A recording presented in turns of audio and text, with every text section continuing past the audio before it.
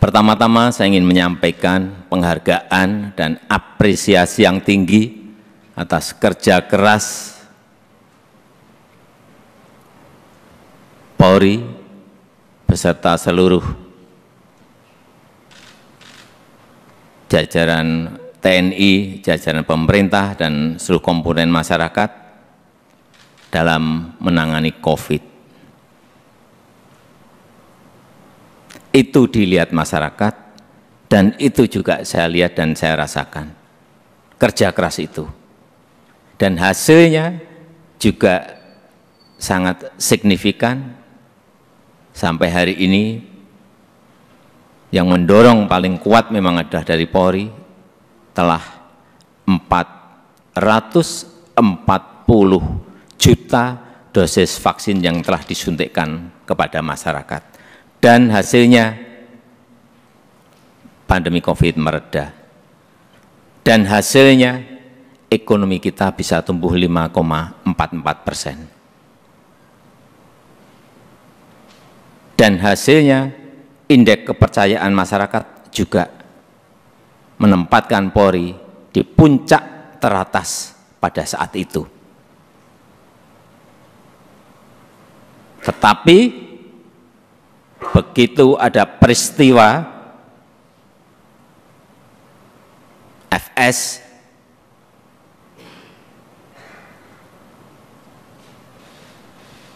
runyam semuanya dan jatuh ke angka yang paling rendah. Dulu dibandingkan institusi-institusi penegak hukum yang lain tertinggi, sekarang saudara-saudara harus tahu menjadi terendah. Ini yang harus dikembalikan lagi dengan kerja keras saudara-saudara sekalian. Di November itu masih 80,2, sangat tinggi sekali, bukan tinggi, sangat tinggi sekali. Sekarang kemarin Agustus berada di 54, jatuh, drop sangat rendah sekali. Itulah pekerjaan berat yang saudara-saudara harus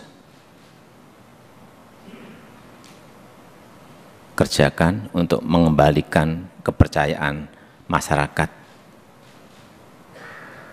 kepada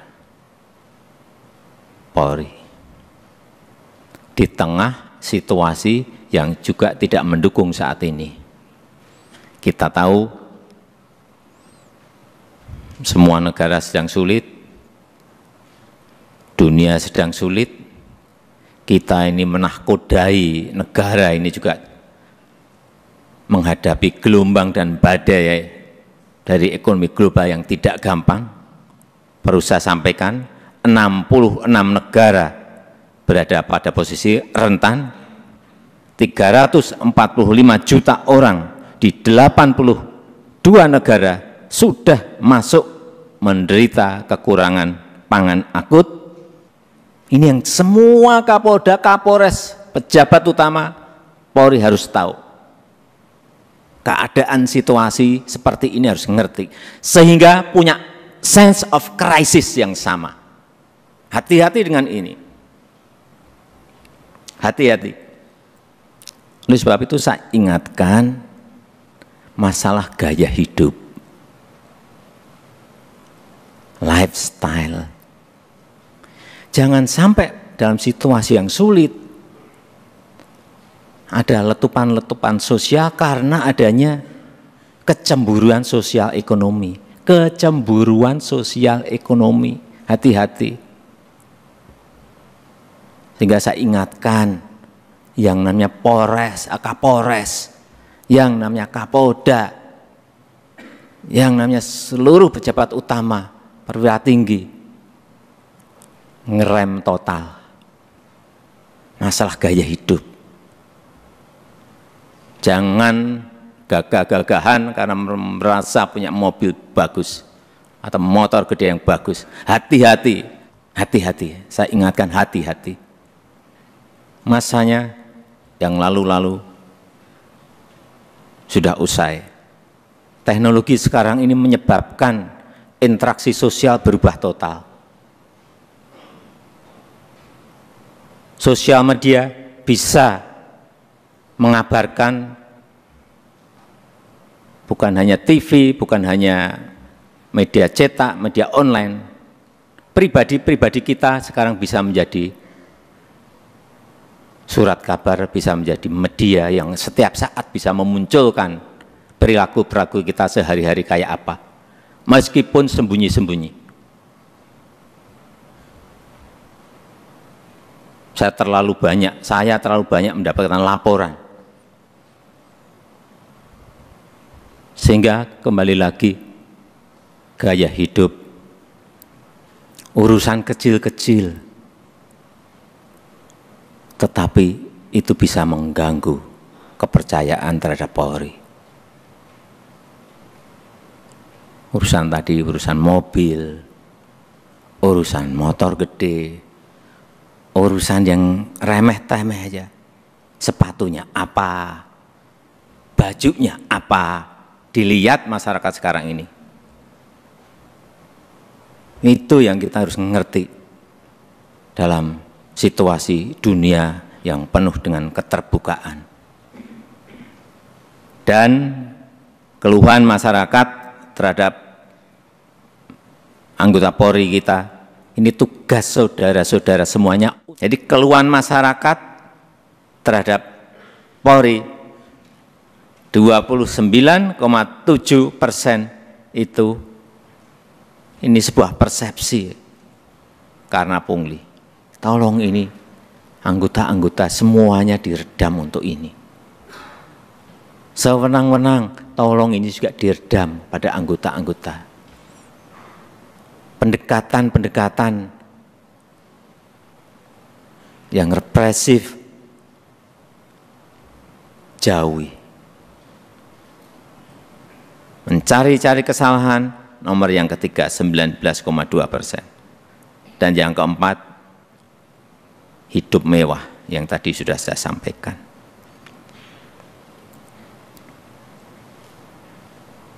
Karena Bapak, Ibu, dan saudara-saudara sekalian, itu adalah aparat penegak hukum yang paling dekat dengan rakyat, paling dekat dengan masyarakat, dan paling sering berinteraksi dengan rakyat. Jadi ingatkan anggota-anggota, selalu di briefing anggota-anggota, seluruh anggota, dan ingatkan untuk hal-hal yang berkaitan dengan pelayanan masyarakat, ingatkan mereka. Jangan sampai karena tidak kecepatan kita, yang kedua, rasa aman dan nyaman masyarakat itu, ini masalah persepsi loh. Rasa aman dan nyaman masyarakat itu menjadi terkurangi atau hilang. Karena apapun, Polri adalah pengayom masyarakat. Hal-hal yang kecil-kecil, tolong betul-betul dilayani betul.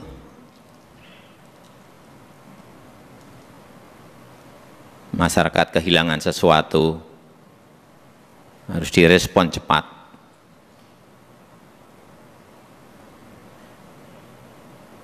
Sehingga rasa terayomi dan rasa aman itu menjadi ada. Yang ketiga, yang berkaitan dengan soliditas. Jangan sampai, ini hati-hati, ini sudah masuk tahun politik. Karena pemilu sudah berjalan sejak, tahapan pemilu sudah berjalan sejak Juni yang lalu. Harus ditunjukkan soliditas di internal Polri dulu. Rampung, kemudian soliditas Polri dan TNI, itu yang akan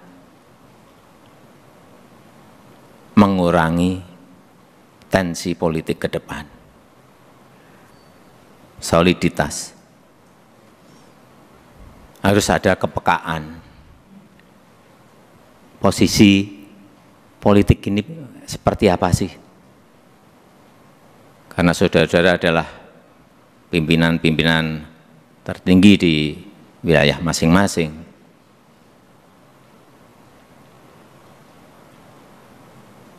sense of politiknya juga harus ada. Tidak bermain politik, tetapi ngerti masalah politik, karena memang kita akan masuk dalam tahapan tahun politik. Kalau dilihat, kembali lagi, kalau dilihat Polri solid, kemudian bergandengan dengan TNI solid, saya memberikan bolak-balik, saya sampaikan, saya memberikan jaminan stabilitas keamanan kita, stabilitas politik kita pasti akan baik.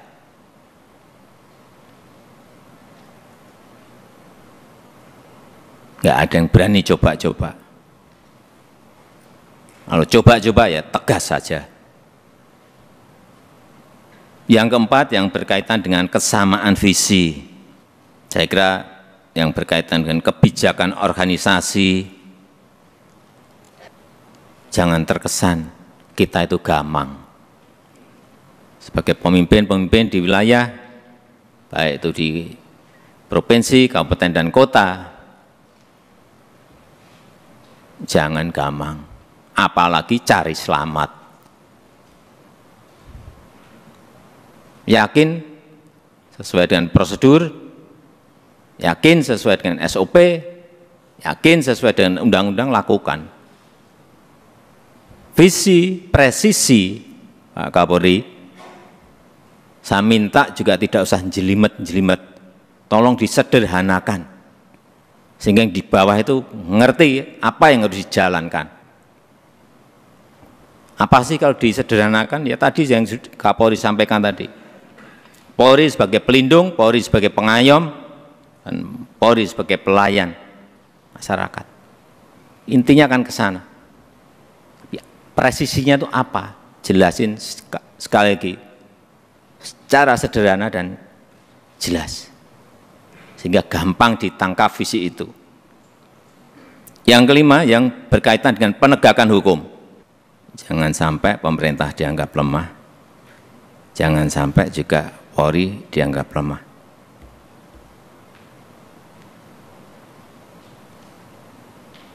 Saya sudah perintahkan kepada Kapolri saat itu urusan judi online, bersihkan, ya udah.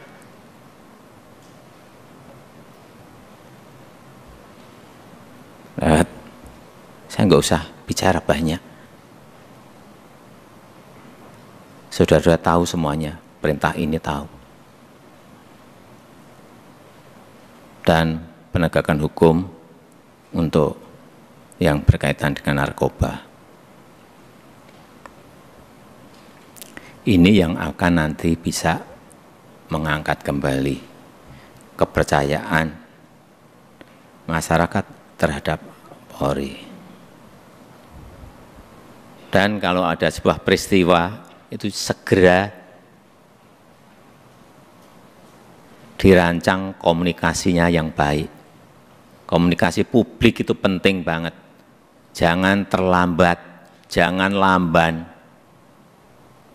Sehingga yang muncul nanti kalau lambat, yang muncul isu-isu yang lain. Sekarang ini sekali lagi, era sosial media, hitungannya detik, hitungannya menit. Sudah bukan hari lagi.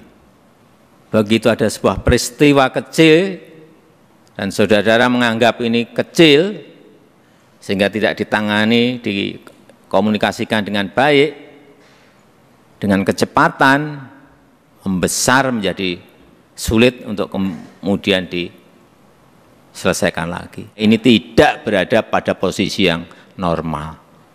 Dunia sekarang ini.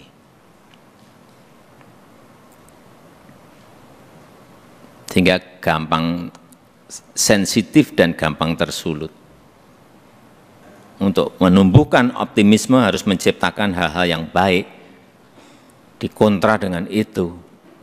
Dikontra dengan prestasi-prestasi, dikontra dengan komunikasi yang baik.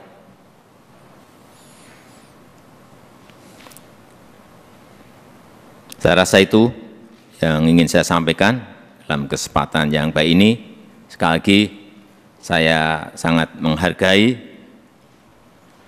kerja keras saudara-saudara sekalian dalam penanganan COVID yang lalu, dan kita harapkan dengan kekompakan, dengan kesolidan di Polri, di internal Polri, kemudian bergandengan dengan TNI, saya percaya apa yang tadi saya sampaikan bisa kita lakukan dengan baik. Saya tutup pertemuan pada sore hari.